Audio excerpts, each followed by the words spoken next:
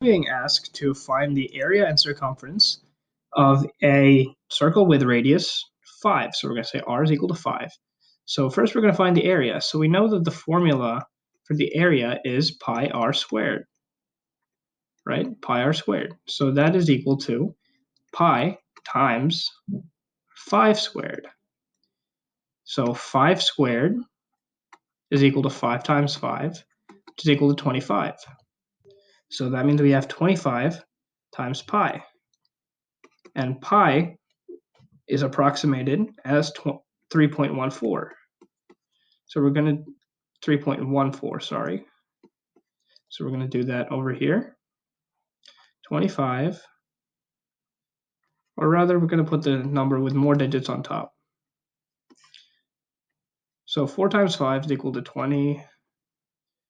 3 times 5 is 15.